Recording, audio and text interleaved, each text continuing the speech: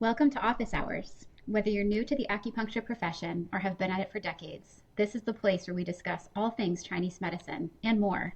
Join Toby Daly, a seasoned acupuncturist of the Som tradition, and Angelique Britt, a nurse turned acupuncturist who is brand new to the field, as they explore topics in and around the world of acupuncture and Chinese medicine.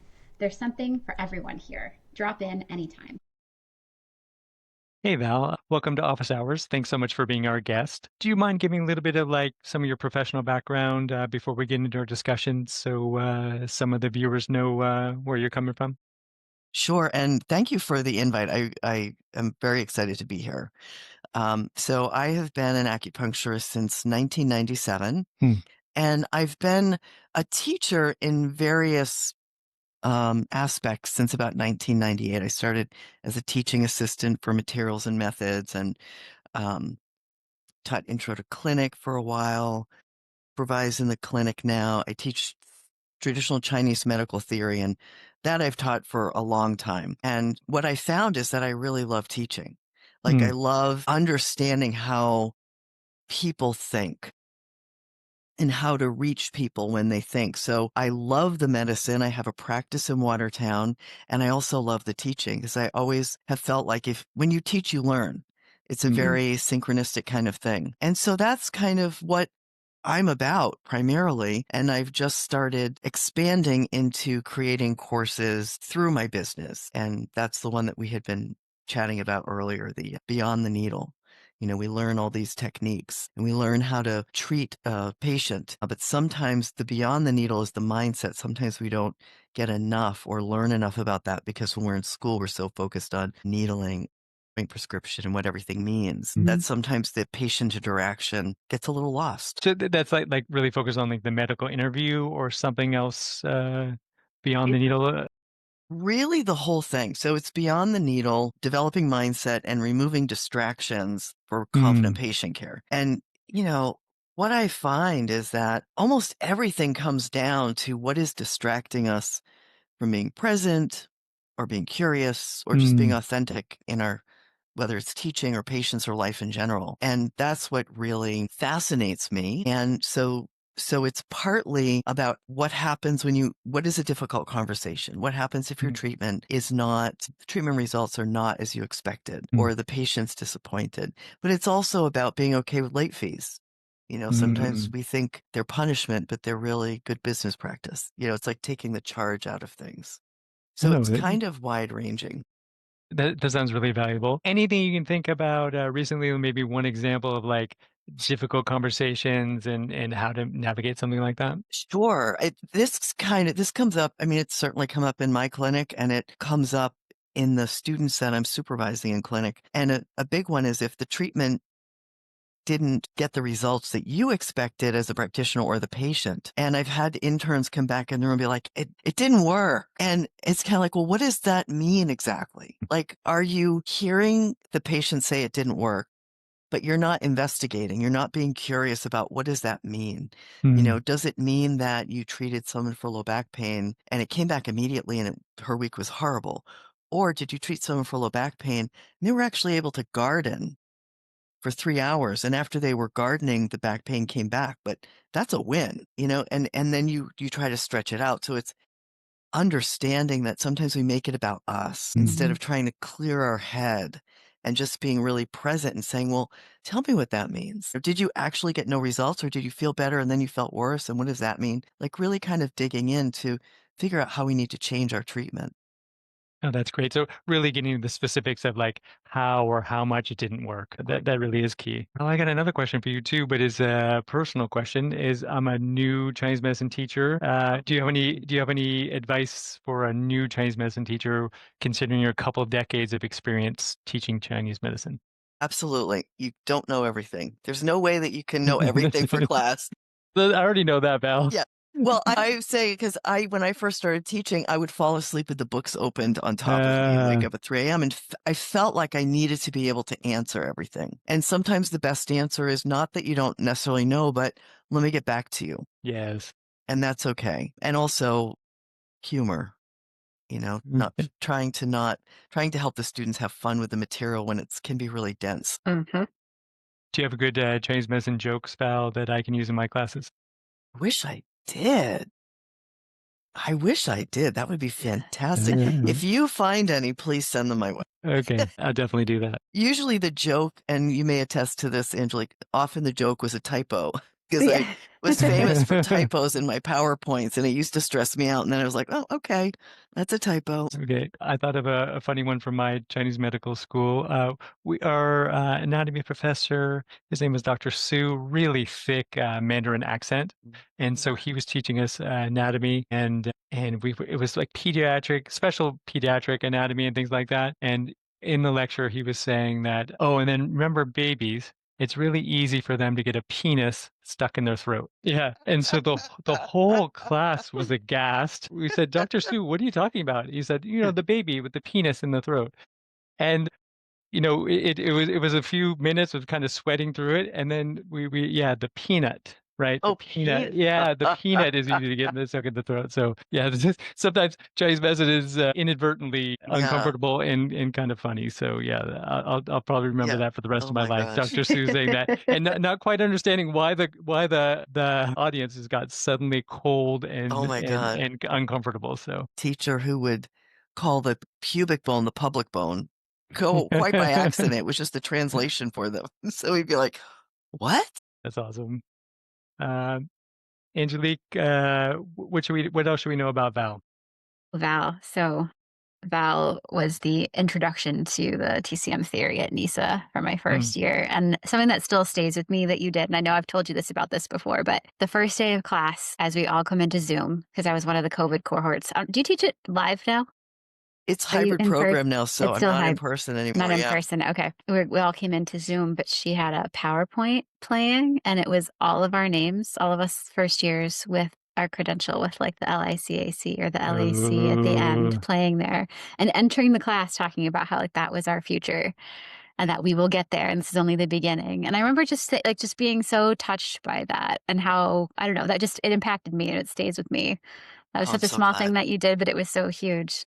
And then just making the TCM theory fun during the whole time. Thank you for that. Yeah. now how'd you come up with that idea? I think that is beautiful. I remember being a student and looking at the licenses on the wall and thinking, oh, I want one of those someday. And that would have really Yeah. touched me too if my name was. How did you come up with that idea? Really sure. Sometimes, almost always with me, it's something spontaneous. So I'm not sure exactly how I came up with that. It might have been around the white coat ceremony because it used to be we had a white coat ceremony at the beginning of the second year before students went into clinic. But I think I always really felt, especially with theory, it's such a heavy duty course. And it's a course where you're defining new concepts, using new concepts that people can be really like, what am I even doing here? Is ever going to make sense? That it's really important to remind them of why they're there. And it's such a powerful reminder that they can go back to anytime. That's beautiful. Yeah, it was great. What do you think the most difficult theories for especially new students to understand? Yeah. So I would say part of it is that idea of defining new concepts by new concepts. Chi is all around us and there's 6 different kinds in the body and they all do different things, but you can't really see them. They just do their job and this modality works and that's how it works. Or another big one is I'll often tell students, particularly if you have a Western background, to kind of leave that at the door when you come into theory, because it's human nature to translate into what we know. And there's just not the linear translations between Chinese medicine and Western. And I think that can trip people up sometimes until they have more understanding of the larger medicine. Yeah, just naturally you want to try and build on something you already know rather than Exactly. start at ground zero and build Exactly. something back up. Yeah, that makes a lot of sense. What about any tricks for trying to explain those 6 types of chi? Any like you have any good metaphors or anything that really drive those ideas home? I don't know that I have a lot of metaphors, but I Mm, keep giving examples of what it looks like, right? Like if the spleen transforming and transporting is impaired, it's likely part of it might be there's not enough gas. There's not enough warmth in the engine. Mm. So the water transformation is affected. How does that work with the spleen? It's more middle burner. Mm. Spleen wants to ascend. Everything goes downward. Loose stool, those kinds of things. I try to continue to give examples of what it looks like. And then as we move forward in the material, I keep referring back to the previous material. That's awesome. Just to keep layering it, those ideas, Yeah, and then yeah, pair it up with actual biology. Oh, yeah. yeah, that makes sense. And even though there's a ton of material trying to really focus on the core concepts. Like if you really understand the core concepts, the rest will fall into place. Do Mm. I need to know what every shade of color means on the body?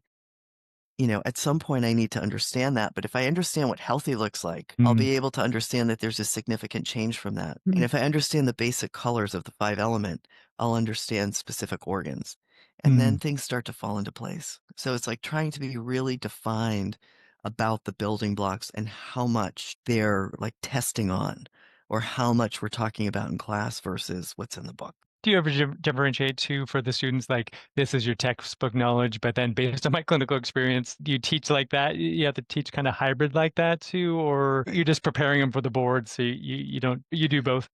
Well, I don't always think about preparing them for the boards, and that Uh, could be a downfall of mine. But I do think about, we use Machiocha, and it's a very voluminous book. And so I provide notes and I provide review notes. And then I allow the class time to use a PowerPoint and cover those concepts, but then we can go anywhere. We can go anywhere that the students want to go in that particular class related to the material. Because a lot of people have questions about this is going on in my life, or I had this, or a friend has this, and what does that mean? Different classes often have different interests. And so I can talk about the types of chi.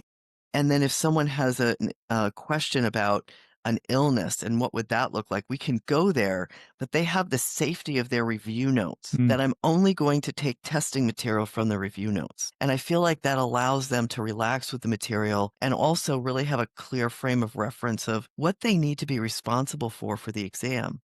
And, I feel like the exam in some ways is a study tool too, to Mm. reinforce that material. So my questions are very straightforward. But And that's you had great. those tests ahead of time where we would compete against each other online. That was always a That's good time. right. That's right. It was the Kahoot. Yeah. Kahoot. A Yeah. Kahoot. Yeah, that was fun. I haven't done that in a while. Please Been do it. It using, was so much fun. all right, I'm going to start doing that again. I've been debating, I'm going to bring it in. I started using Google Polls because I use Zoom for the class, and Mhm. that's really helpful. But I feel like maybe Kahoot will be the review for the final. We'll do some of that. Yeah. Kahoot Was to that like pick. for pop quizzes or something? Or Yeah. So before each of our exams, this program, you could pick your own names. You didn't have to be, didn't have to be yourself. You could, and people had crazy names. It was really kind of fun. Yeah. And then we raced to answer the questions. So like by inputting however fast you did it, you got so many points. And then after every question, it would like show the ranking. So it was actually kind of fun to like spur some competition in a good natured sort of way. Everybody I forgot about that. Everybody was really into that. Yeah, we got into it. It was fun. Dal, you better write that down. Yeah. I am. Yeah, I'm going back to that. Okay, It great. was a good time. Like you were talking about before, what is a healthy body? Do you have a good definition you give the students, Val, about that? What is a healthy body? It's funny because we're just starting to do diagnostics and we're going to start doing the asking portion. Often a couple of things. I focus on what's normal for that particular area. And often it's luster, moisture, appropriate temperature, basic things like that. And then we also talk about what's normal for that person. Because if someone has a deep chronic illness, their norm might be a little different than someone who is pretty healthy. So I try to compare that, what is a normal tongue, thin white tongue coat, that kind of thing. And I try to drive home if they understand what that is, the normal tongue, the normal pulse, then you'll be able to say, well, this isn't normal. Let me figure it out. Yeah, that's nice to know that baseline. I remember hearing, I forget where I heard this from, but the definition of health for Chinese medicine is the body is totally silent. I That love that. yeah, Mhm. that always really resonated with me. I thought that's really nice. When everything just humming along so beautifully, it's totally silent. Writing that, I'm getting a lot of good information. Writing that down too. I love that. I love that. Yeah. And I feel like there's an aspect of today's world, I say today meaning, the last 10 or 15 years even, where there's not a lot of silence. There's really not a lot of silence. And it's really impressive how even if our bodies are healthy, our minds are just really stressed and buzzing and not able to shut down. And it's an interesting time in our culture. Yes. It I, is in so many ways. I take a Yeah. little break from the culture. I was just down to Angelique just before. I go for 10 days silence every 6 months or so. Oh, So wow. Nice. in 3 or 4 days, it'll be 10 days of silence. So that is nice. Take a break from 2025. I feel Are like we out of that yet? Are we finished with 2025 yet? I don't know, but Goodness. at least for 10 days, at least for Yeah. 10 days, I'm going to take a break, go to some timeless space, and then I got to come back and face it. But I can face it a little bit better. Now, do you Mhm. go somewhere when you take a break, or do you just stay in your home and be silent? Or Yeah, no, I can't with my family. I don't think would allow that. So yeah, I go to a retreat center for that. oh, That's set up for nice. that. That's nice. Yeah, yeah. I don't pay for anything. Look at a screen, prepare a meal, wash a dish. It's just nice. Everything just to be silent for those 10 days Wow. is really special. I think it's always been special. This is a Buddhist tradition, so 2,500 year tradition, but especially now to counteract everything that's going on. I think that's really valuable. Mhm. Agree. What about you, Val? Special self cultivation you do for Chinese medicine? I don't do silent retreats, but That's not a requirement. I know, but I've always thought about, how wonderful that would be, but I never get myself to do that. But I do try to, especially the last, year or so, I try to log off all devices at a certain Yeah. time. And that allows me to just be quiet. I try to walk and get enough rest, but I'm just like my students. I get a lot going, so sometimes that doesn't happen, which, I think that our own foibles allow us more compassion and empathy for others, which I think Mhm. is important. Yeah, I think Yeah. that's really important. Hey, can I tell you my secret for going for 10 days meditation? Yeah. How I do it? In 6 months ahead of time, I get all the interested parties to sign off on those dates. 6 months ahead of Ooh, time, right? And then everyone signed off because now it's coming up, and all the interested parties are like, "Oh no, but we got to do this." I'm like, "Remember we signed off on it." So that's my secret. 6 months, signed yeah, off. 6 months from now, you just okay that time with everybody, and then because always as it gets closer and closer, then everyone's like, oh no, but we need this, I after like that. that. So I Oh, think about it as putting like a big rock in the river, and yeah. then if it's big enough, everything goes around that. I like that. One of my forms of self-care, I love live music, I love Mm, theater, and it just kind of fills my soul. But it made me think when you were talking about signing up ahead of time. When I was studying acupuncture, and I still do it now, I would get season tickets to a series of shows with a friend, and we would get the tickets and I would not look at what the shows are. And I always called it planned spontaneity. So I knew I was going there. It was planned, but I didn't I looked briefly at the list. I never looked at the content, and people would think I was insane. What are you doing this weekend? I'm going to a show. What show are you going to? I don't know. How do you not know? I don't know. no, I'll but find out when I get there. great idea. Yeah. This That's a great idea. And I it do was really satisfying. I do a small version of that, like a movie. I try not to let myself see the trailer of it, because I don't Yeah. want to know anything about it. But that's really big time. You don't even Yeah. know what the movie is, so that's Yeah. It's like, I don't know. that, that's awesome. You don't do that anymore?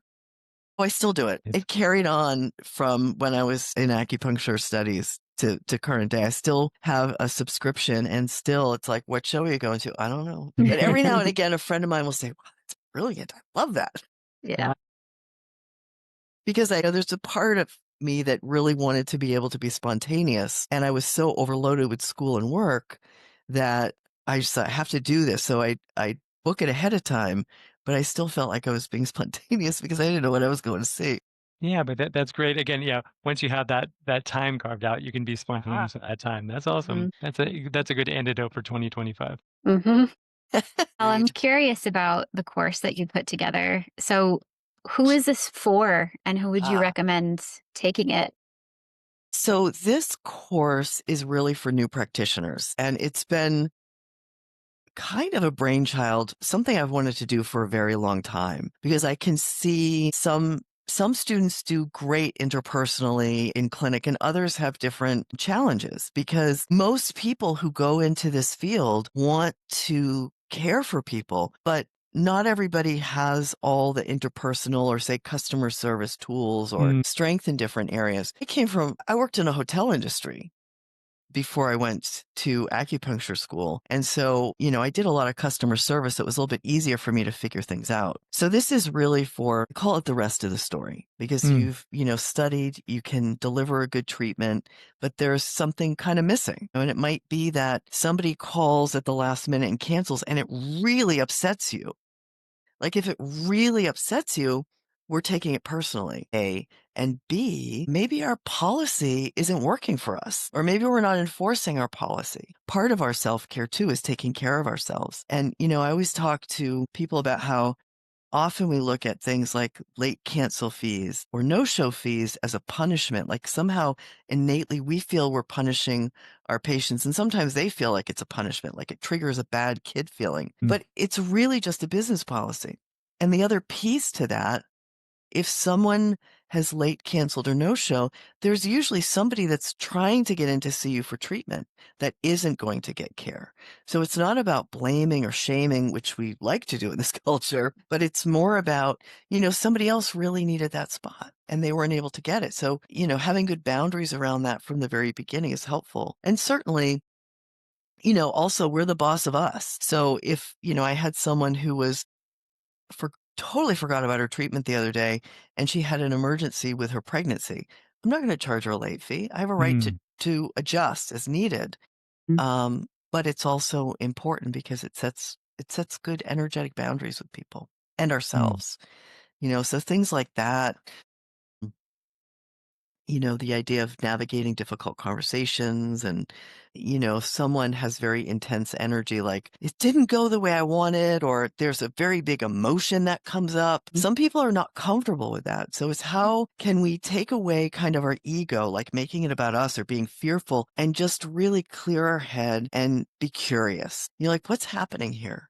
I don't have to be afraid of it. What's happening here? What does it mean that the results weren't as expected? Like, what happened? What didn't happen? What's going on with the person who's got strong emotions? Maybe we just need to sit and let them come out. Or maybe they're processing emotions because it's a solid treatment and not processing emotions because we did something wrong. And I think sometimes as a culture, we go to the shame game or the blame game, or I did something wrong. And so it's a lot of that. Also talking a little bit about self-care for the practitioner. How do we start our day? How do we end our day? How does that impact our day with our patients? How do you have the students differentiate between a response to treatment and just the patient just trying to get some emotions out? How do you have them navigate that? Well, I feel like they can be intertwined. Like, if you're doing an intake and emotions come up, then it could be that something is triggered. And the other piece to that, I always tell my students that, some people are dealing with trauma. Some people are dealing with things that they don't want to talk about. So we don't need to get the detail. We need to understand how it impacts their life. And then we get a lot of information about what organs might be involved. Are they curling up in a ball? Are they really angry? And so sometimes if someone gets emotional during an intake, most often it's just listening. You know, if someone gets emotional on the table, I'll often, this is me, I'll often say, is this a good cry or a bad cry? Like, are you processing something, or is this uncomfortable? Do you want me to take the needles out? Would you be more comfortable with it? And more often than not, they're processing. So it's kind of understanding and just being really direct, asking questions that we might not be comfortable asking, but now we're the practitioner. So it's important that we ask those questions to understand what's going on with our patients so that we can best serve them. Yeah, I think that's a great way of doing it. Ask the patient directly, is this going in the right direction? Because they'll know, I mean, especially if they're a good reporter, they'll be able to tell you, they'll be able to articulate right direction. Oh, that's really key.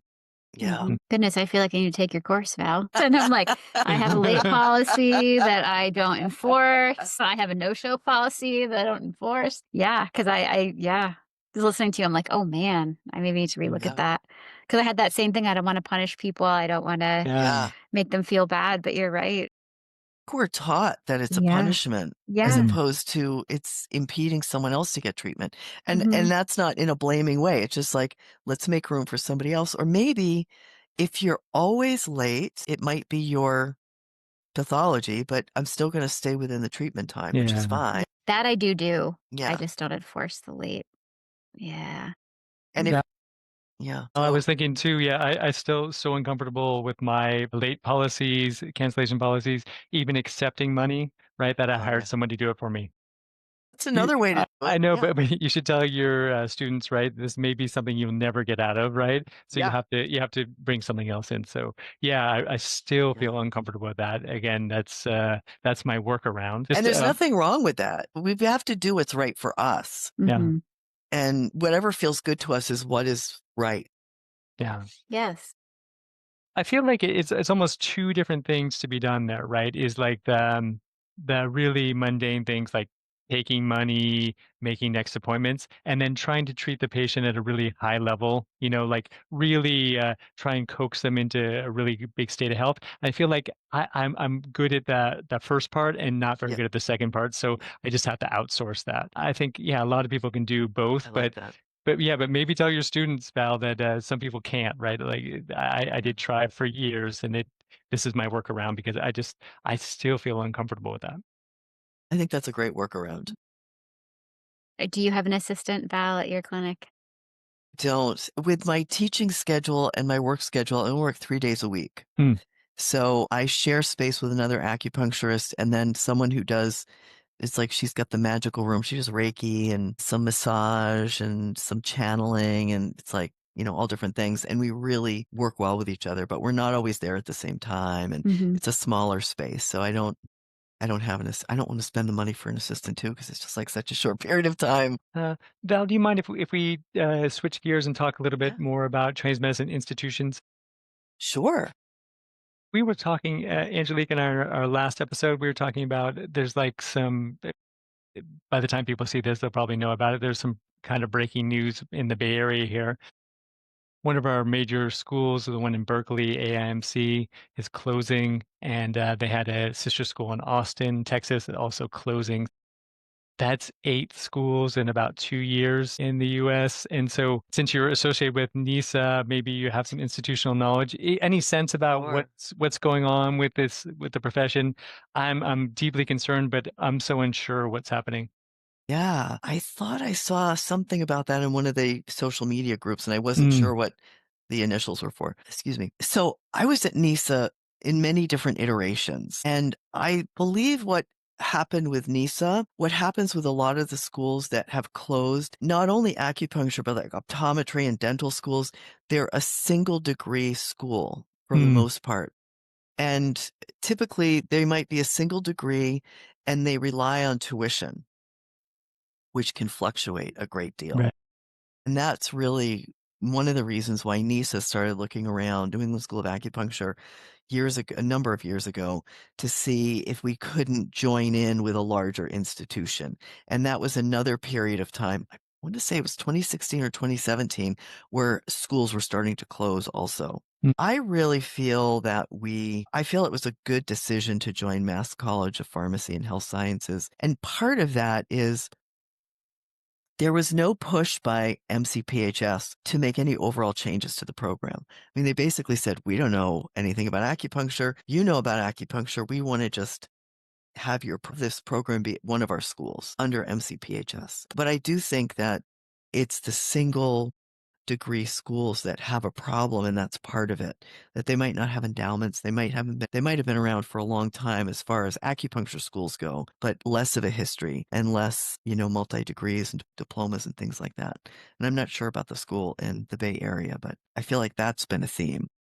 Yeah, I remember reading about that. Almost every school has some sort of endowment, except for I think no Chinese medicine school Yeah. has any endowment, Yeah. right? So yeah, like you're saying, that's hyper vulnerable to any fluctuation because it's pure income from tuition. There's nothing to lean on. If it starts to dip at all, then there's no way to recover from that. That's an interesting point. For my school, ACTCM, that was a San Francisco school, they did merge with a much larger school and then fell apart anyway. So maybe even that's not a Yeah. guarantee. Well, I wonder also if Mass College of Pharmacy and Health Sciences is a health science school. Hmm. I don't know what the other college Yeah, merged with. it was California Institute of Integral Studies, so it was like psychology and some other things. So I mean, it was health adjacent.